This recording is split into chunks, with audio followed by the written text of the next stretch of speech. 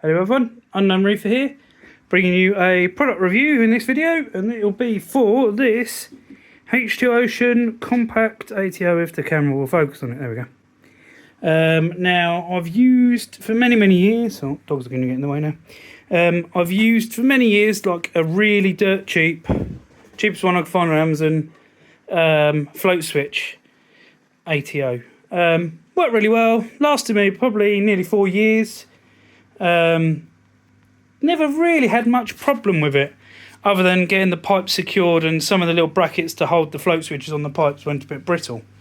But that died on me a little while ago. I'll do some shots of the tank. That died on me a little while ago, and I replaced the pump, which got it going again. But then once I'd sort of faffed with it, I'd obviously moved the float switches, and they were so brittle that they just fell apart and stopped working. So I decided to replace it with a slightly better one. I think it cost me, this new H2O one cost me £70 off Amazon. But I actually quite like it. Now, unlike the float switch version, this doesn't have anything that goes in your reservoir to tell you when it's empty, to protect your pipe. The way these ones work is that they will turn the pump on for up to 6 times the first time it's been used. So when you first switch it on and it puts some water into your return chamber or wherever you've got it in your sump, it will record that time, and then it will only then fill up to 6 times that amount. So basically the theory behind that is you fill up you plug it in, you turn it on, you fill up your RO. When you turn this on, it turns on for like 10 seconds max or something, just to top off your sump, and then after that it will only run for say like 60 seconds maximum. So that way it does protect the pump, and it means you don't have to have a sensor in your reservoir. That seems to work pretty well.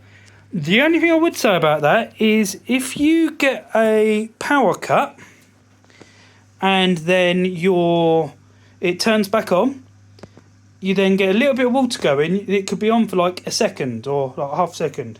Be on for a really short amount of time to pump in. Then when you actually go, say your skimmer starts filling up or something like that, and you actually need a bit more water in, then it will run for 6 seconds and then it'll throw up a fault. But it is quite good that if it throws up a fault, it will flash red at you. So it's quite bright. You can just about see it. I would show you, but dog's in the way. You can just about see the light shining out the doors when the doors are closed on this particular tank.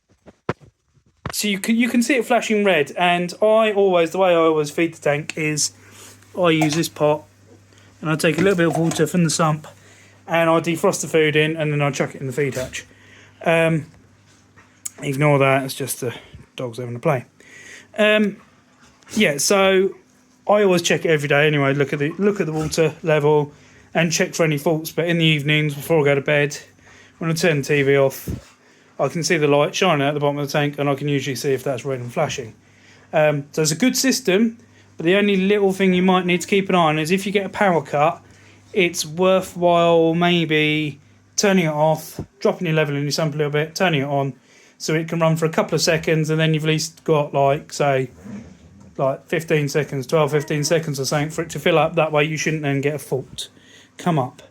Other than that, it seems pretty good. The only other issue I've had with it is when an Astorina starfish went over the top of it and it went silly and it put some water in the tank. Again, that, even though it went stupid and poured quite a bit of water in, it only ran for a few seconds and then it was on its timeouts and it stopped.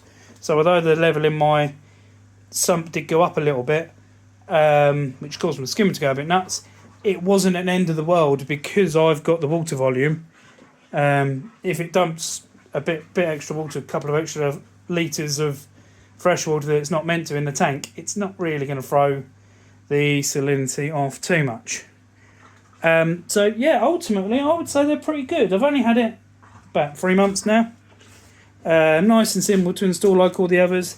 This has a magnetic mount that you just stick one side over here and then the other one goes in your water level. Easy to move up and down. Nice bright light on it to know it's working. And yeah, seems to do the job quite nicely, apart from those couple of little quirks I've had, which is, you know, an Astorina and a power cut isn't something that can be planned for very well. But other than that, it seems pretty bulletproof. So yeah, I highly recommend them. Thanks for watching.